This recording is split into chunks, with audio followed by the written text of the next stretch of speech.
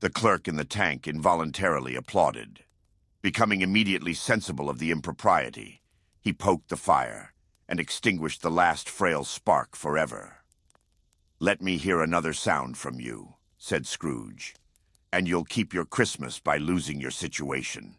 You're quite a powerful speaker, sir," he added, turning to his nephew. "I wonder you don't go into Parliament. Don't be angry, Uncle. Come, dine with us tomorrow." Scrooge said that he would see him. Yes, indeed he did. He went the whole length of the expression, and said that he would see him in that extremity first. "But why?" cried Scrooge's nephew. "Why? Why did you get married?" said Scrooge. "Because I fell in love." "Because you fell in love," growled Scrooge, as if that were the only one thing in the world more ridiculous than a Merry Christmas. "Good afternoon." "Nay, Uncle, but you never came to see me before that happened. Why give it as a reason for not coming now?" "Good afternoon," said Scrooge. "I want nothing from you. I ask nothing of you. Why cannot we be friends?" "Good afternoon," said Scrooge. "I am sorry, with all my heart, to find you so resolute. We have never had any quarrel, to which I have been a party. But I have made the trial in homage to Christmas, and I'll keep my Christmas humor to the last. So a Merry Christmas, Uncle." "Good afternoon," said Scrooge. "And a Happy New Year." "Good afternoon," said Scrooge. His nephew left the room without an angry word, notwithstanding. He stopped at the outer door to bestow the greetings of the season on the clerk, who, cold as he was warmer than Scrooge, for he returned them cordially. "There's another fellow," muttered Scrooge, who overheard him.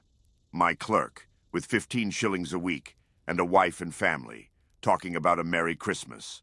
I'll retire to Bedlam." This lunatic, in letting Scrooge's nephew out, had let 2 other people in. They were portly gentlemen, pleasant to behold, and now stood, with their hats off, in Scrooge's office. They had books and papers in their hands, and bowed to him. "Scrooge and Marley's, I believe," said one of the gentlemen, referring to his list. "Have I the pleasure of addressing Mr. Scrooge or Mr. Marley?" "Mr. Marley has been dead these 7 years," Scrooge replied. "He died 7 years ago, this very night. We have no doubt his liberality is well represented by his surviving partner," said the gentleman, presenting his credentials. It certainly was, for they had been 2 kindred spirits. At the ominous word, liberality, Scrooge frowned and shook his head and handed the credentials back.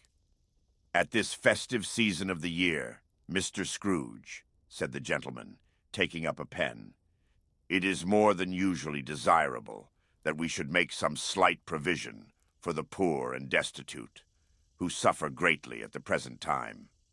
Many thousands are in want of common necessaries. Hundreds of thousands are in want of common comforts, sir." "Are there no prisons?" asked Scrooge.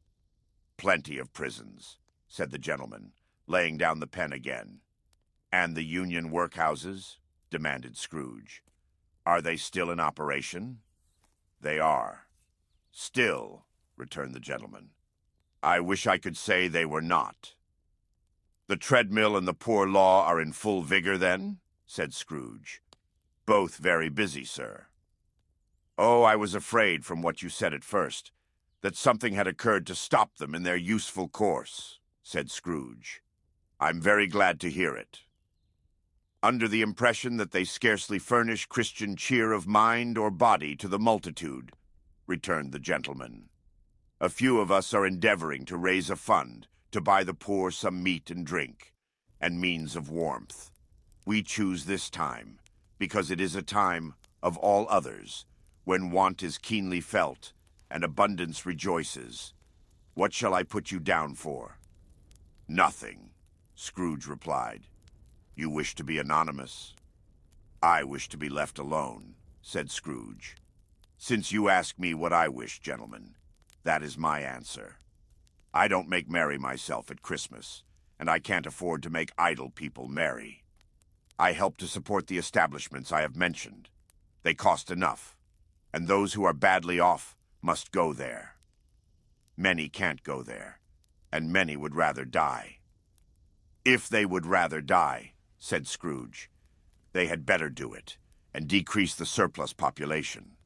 Besides, excuse me, I don't know that. But you might know it, observed the gentleman. It's not my business, Scrooge returned. It's enough for a man to understand his own business, and not to interfere with other people's. Mine occupies me constantly. Good afternoon, gentlemen. Seeing clearly that it would be useless to pursue their point, the gentleman withdrew. Scrooge returned his labors with an improved opinion of himself, and in a more facetious temper than was usual with him.